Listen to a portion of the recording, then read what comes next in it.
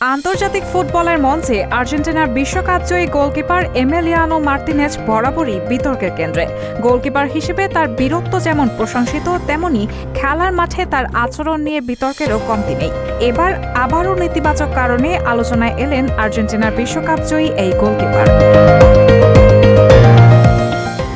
ফিফার শৃঙ্খলা কমিটি মার্তিনেজকে 2 ম্যাচের জন্য নিষিদ্ধ করেছে আপত্তিকর আচরণ ও ফেয়ার প্লে নীতি লঙ্ঘনের দায়ে। এর ফলে 2026 বিশ্বকাপ বাছাই পর্বের ভেনেজুয়েলা ও বলিভিয়ার বিপক্ষে গুরুত্বপূর্ণ 2টি ম্যাচে আর্জেন্টিনার হয়ে মাঠে নামতে পারবেন না তিনি।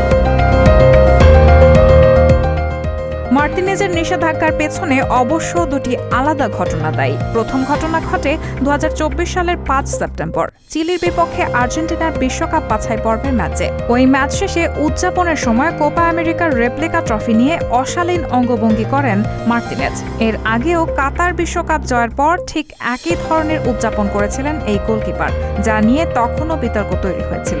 এবারও তার আচরণবিধি লঙ্ঘনের প্রমাণ মেলায় ফিফার শৃঙ্খলা কমিটি তার বিরুদ্ধে শান্তিমূলক নিল ব্যবস্থা। দ্বিতীয় ঘটনাটি ঘটে 10 সেপ্টেম্বর কলম্বিয়ার বিপক্ষে ম্যাচে।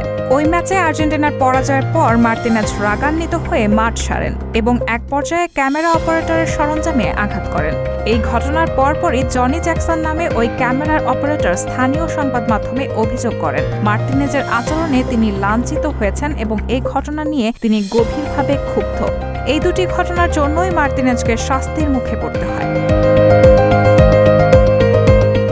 মার্তিনেজের এই নিষেধাজ্ঞা নিয়ে আর্জেন্টাইন ফুটবল অ্যাসোসিয়েশন ফিফার সিদ্ধান্তের বিপক্ষে নিজেদের অবস্থান প্রকাশ করেছে। এক বিবৃতিতে এএফএ জানিয়েছে, ফিফার শৃঙ্খলা কমিটির নেওয়া সিদ্ধান্তের সঙ্গে আমরা সম্পূর্ণ ভিন্নমত পোষণ করছি। শাস্তি নিশ্চিত হওয়ার আগে মার্তিনেজ এবং অ্যাসোসিয়েশন নিজস্ব অবস্থান তুলে ধরার চেষ্টা করেছিল বলেও জানানো হয়।